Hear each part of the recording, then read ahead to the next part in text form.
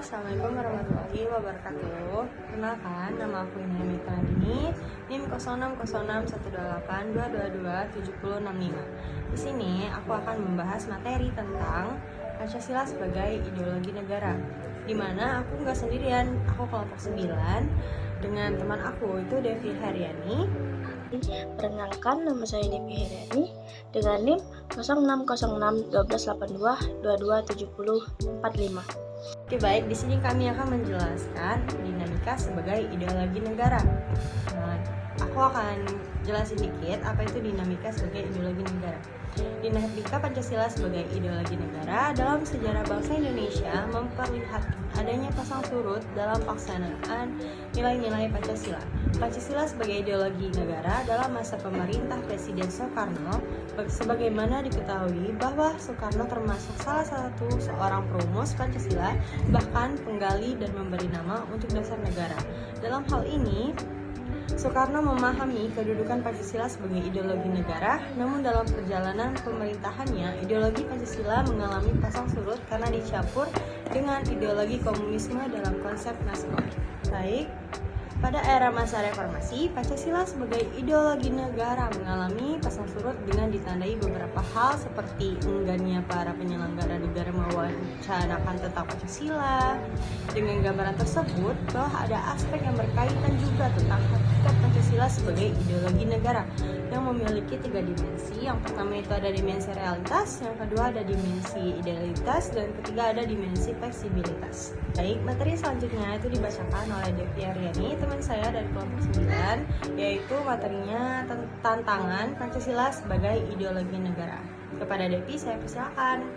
Oke, tantangan Pancasila sebagai ideologi negara ialah pada zaman globalisasi, tantangan Pancasila sebagai ideologi negara adalah banyaknya ideologi alternatif melalui media informasi yang mudah dijangkau oleh seluruh anak bangsa seperti radikalisme, ekstremisme, konsumerisme, dan hal-hal tersebut juga membuat masyarakat mengalami penurunan intensitas pembelajaran Pancasila dan juga kekurangan efektivitas. Pancasila sebagai ideologi negara dalam berbagai bidang kehidupan bermasyarakat, berbangsa, dan bernegara. Namun, Pancasila juga memiliki tantangan sebagai dasar negara, yaitu dalam bidang pemerintah maupun kehidupan masyarakat. Oke, next. Yang pertama dalam bidang pemerintah.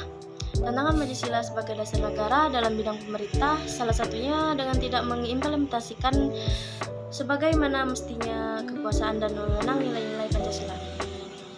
Yang kedua, dalam bidang masyarakat, tantangan Pancasila sebagai dasar negara dalam bidang masyarakat.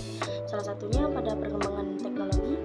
Pada perkembangan teknologi, banyak hal positif dan tentu saja hal negatifnya. Oke, baik, di sini ada esensi Pancasila sebagai ideologi negara. Secara sederhana, esensi bisa dimaknai sebagai apa yang paling penting dari suatu hal hakikatnya atau inti dari sesuatu. Pada Kamus Besar Bahasa Indonesia atau KBBI, esensi merupakan kata benda yang artinya hakikat, inti, sari yang pokok. Jadi segala sesuatu yang merupakan hakikat, dasar, inti, sari, hal yang dasar, penting, ekstrak, dan konsentrat dari segala sesuatu disebut esensi tergantung dalam konteks dan penggunaannya. Oke, D. Urgensi Pancasila sebagai ideologi negara. Pancasila adalah salah satu ideologi negara menghadapi berbagai bentuk tantangan. Salah satu tantangan yang paling dominan di masa ini adalah globalisasi.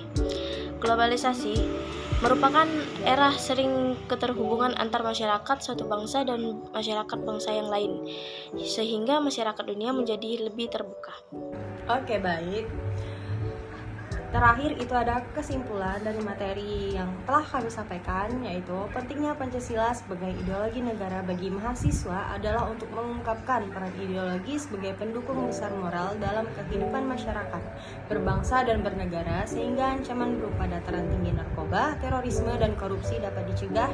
Di samping itu, Pancasila sebagai ideologi negara pada hakikatnya mengandung dimensi realitas, identitas, dan gaya yang saya muat nilai-nilai dasar, cita-cita, dan sebagai penuntut masyarakat, sehingga mahasiswa mampu menerima kedudukan Pancasila sebagai cendekiawan. Baik, itu saja materi yang bisa saya sampaikan.